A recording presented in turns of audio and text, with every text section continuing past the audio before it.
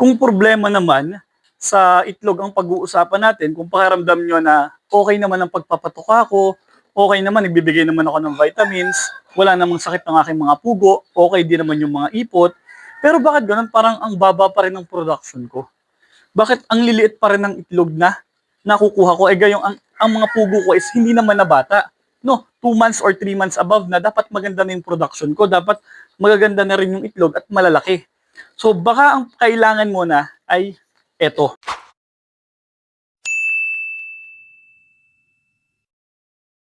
Madami tayong mga vitamins or supplements na pwedeng ibigay sa ating mga alagang pugo sa panahon na nag-aalaga tayo nito.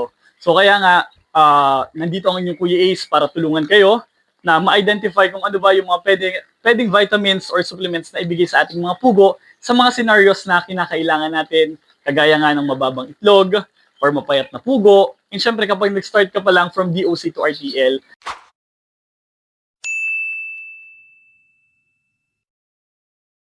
nasa day 15 na tayo ng pag-aalaga natin nitong ating mga DOC.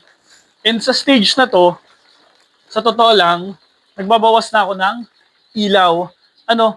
Sa araw, pinapatay ko na yung ilaw ng ating brooder. Kasi, pagtanghali na, mas mainit na yung paligid. And kung mapapansin nyo naman, itong ating mga DOC ay malalaki na. And kita nyo, yung ating painuman, yung ating painuman, iba na rin yung kulay ng nakalagay. So nagbibigay na tayo ng vitamins, supplements para sa ating mga DOC in preparation nga sa kanilang pagiging RTL. So pag-uusapan natin sa video na to is ano ba yung mga pwedeng vitamins or mga supplements na ibinibigay natin sa ating mga pugo depende sa sitwasyon or sa nararanasan natin sa pag-aalaga ng mga pugo. Nasa day 15 na tayo ng pag-aalaga natin ng ating mga DOC to RTL. And kung mapapansin nyo, ito yung sinasabi ko sa inyo. Ayan. So ito yung painuman natin ngayon, kulay pula na. So meron na tong vitamins na kasama para ma-ensure natin na yung mga pugo natin is ready kapag mag-transition tayo ng ating patuka. So ngayon nga, chick booster pa rin yung ating pinapatuka sa ating mga DOC.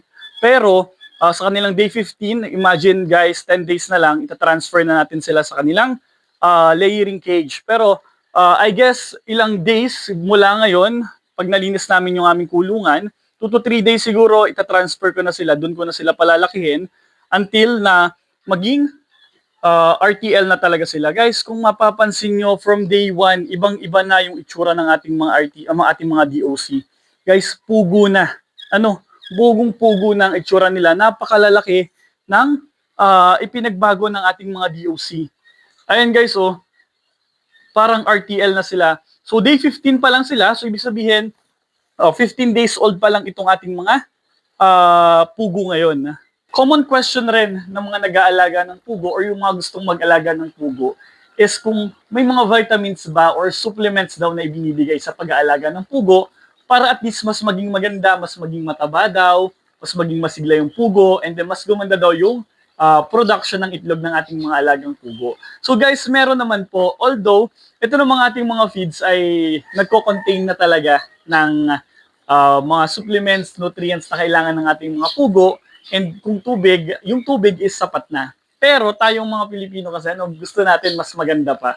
Kaya nagbibigay tayo ng mga vitamins kapag nag-aalaga tayo ng pugo. Ako usually, few days lang ng mga vitamins ang binibigay ko sa aking mga alagang pugo. Ito guys, yung ginagawa ko kapag nagbibigay tayo ng vitamins. Pakita ko sa inyo.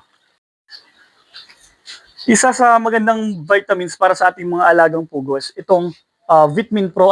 So inihahalo lang siya sa tubig. Ayan. So ito kasi is nakakapag-dagdag daw ng immunity, energy, syempre anti-stress sa ating mga pugo, and digestion enhancer and growth enhancer. So currently ito yung ginagamit ko sa pagpapainom dun sa ating mga DOC kasi nga piniprepare natin sila sa pag-transfer natin dun sa kanilang laying cage para dun sila lumaki hanggang maging hanggang maging RTL. So doon na sila iitlog. So nagbibigay ako niyan a few days sa loob ng isang linggo. So minsan 2 beses sa loob ng isang linggo. And then hindi ko naman siya inaaraw-araw or minsan ginagawa ko yan straight sa loob ng isang linggo. And then after no, next month na ulit. So ganyan yung itsura niya, guys. Kulay pula siya. Ayan. So kulay pula kapag inihalo mo sa tubig. And then ang gagawin lang natin, ilalagay lang natin yan sa mga painuman. Ang maisasuggest ko lang sa inyo, guys, kapag magbibigay kayo ng vitamins sa inyong mga alagang pugo is gawin yung scheduled. So kung sa palagay ninyo, masama ang panahon, mainit ang panahon, pwede din kasing anti-stress to itong mga gantong vitamins kasi nai-stress din yung ating mga alagang pugo. So gawin nyo, kung meron ka na kayong feeding plan, sa pagpapainom naman ng pugo, ang gawin nyo sa vitamins, 5 days, Monday to Friday, bigay nyo lang tubig. And then yung remaining 2 days, yung Sabado at Linggo, doon kayo magbigay ng vitamins. Kung gusto nyo, pwede nyo yung gawin na weekly. Wala namang problema doon kasi hindi naman ito makakasama sa inyong mga pugo. Ang totoo, makakatulong pa to sa pagganda ng inyong mga alagang pugo. Ang problema lang dito, kapag napapansin nyo na yung vitamins na yan is nagkokos na ng sobrang lalaking itlog, problema na yon. So, baka kailangan bawasan nyo yung pagbibigay. Kaya ako minsan kasi, pag nagbibigay ako ng vitamins, ang ginagawa ko, straight lang sa isang linggo. Straight lang sa loob ng isang buwan. Sabihin natin, isang buong linggo bago matapos ang buwan. Doon lang ako nagbibigay ng vitamins. And then, ang sunod nun, next month na ulit, 1 week straight ulit bago matapos ulit yung buwan. So, yun yung mga ways na ginagawa ko para ma-improve ko yung quality ng ating mga alagang pugo and syempre makapag-provide tayo ng quality rin na mga itlog. Guys, ito pong sinishare ko is based lang sa aking experience. Matuto tayo base sa kung paano natin inaalagaan yung ating mga pugo. And syempre, hindi naman masamang mag-experiment ng mga procedures, lalo na yung mga pagbibigay ng vitamins. Makakatulong rin yan sa atin para at least mas marami tayong malaman in terms of pag-aalaga ng pugo, kung ano ba yung mas magiging maganda para sa kanila. Kung problema naman sa itlog ang pag-uusapan natin, kung pakiramdam nyo na okay naman ang pagpapatuka ko, okay naman, nagbibigay naman ako ng vitamins, wala namang sakit ng aking mga pugo, okay din naman yung mga ipot, pero bakit ganun? Parang ang baba pa rin ng production ko. Bakit ang liliit pa rin ng itlog na nakukuha ko? Gayong ang mga pugo ko is hindi naman na bata.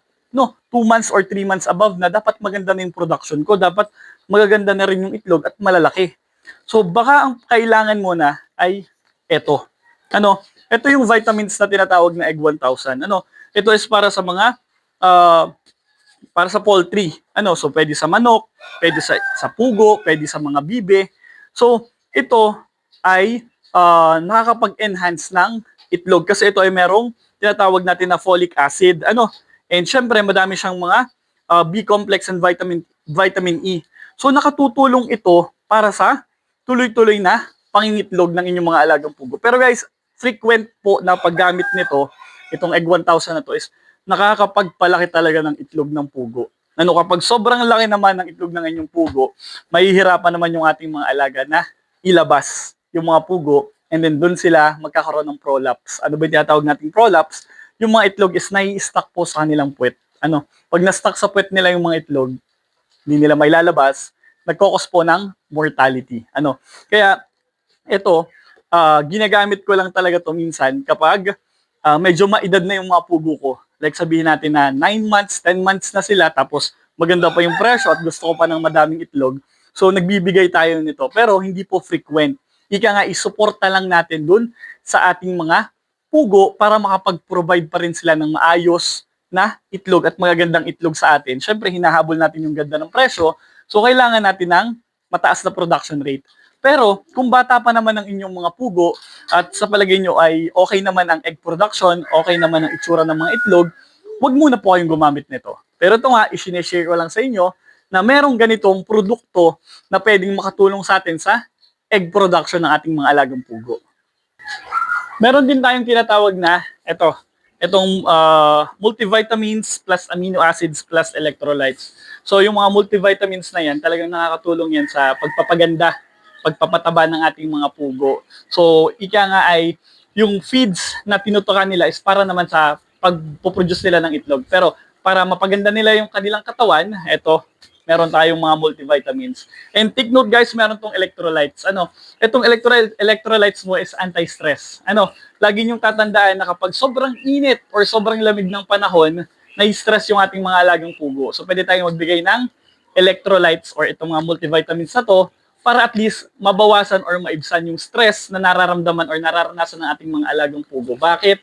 Kapag stress po ang inyong pugo, tandaan nyo na may factor din yan sa kanilang egg production. Kapag sobrang init ng panahon, talagang minsan nahihirapan silang mangitlog. And then kapag sobrang lamig naman po ng panahon, hindi tayo nagbigay ng electrolytes, yung init ng katawan ng ating mga pugo, imbes na magamit nila sa pagpoproduce ng itlog, is ang nangyayari po dyan is ginagamit na lang nila para ma-maintain yung kanilang body heat. And then yung body heat nila, ang mangyayari po dyan, imbes na madami kang production ng itlog, bababa. Kasi nga, hindi nila nagamit para sa pagpoproduce ng itlog.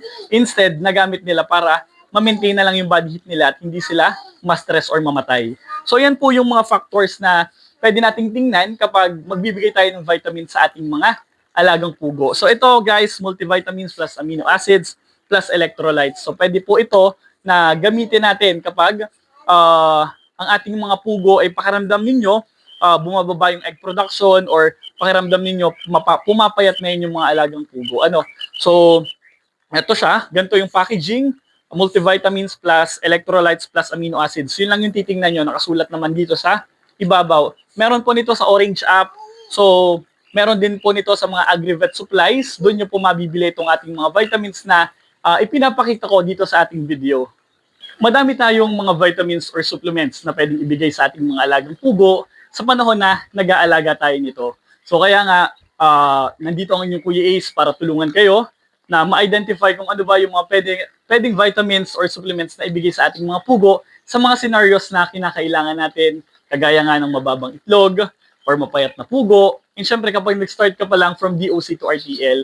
So hopefully guys, meron kayong natututunan sa ating mga videos. And if you're looking for a private consultation na magtuturo sa inyo ng pag-aalaga or pag-start ng inyong mga alagang pugo, kung kayo ay naghahanap ng extra income, kung ikaw ay OFW na naghahanap ng retirement plan, pwede ko kayong tulungan sa inyong journey sa pag-aalaga ng pugo. And once again guys, sabi ko nga sa inyo, manood kayo ng mga videos natin, lalo na yung mga beginners. Madami kayong matututunan sa pag-aalaga ng pugo sa panonood lamang ng aking mga free videos dito sa ating YouTube channel. So once again guys, ito ang inyong Kuya Ace ng Quail Farming TV or Lakbay ni Alas. Huwag na huwag niyong pagdududahan yung mga sarili niyo sa mga kaya't pwede niyong gawin. Never stop dreaming, never stop believing kasi hindi mo alam kung saan ka dadalhin ang mga pagsisikap mo.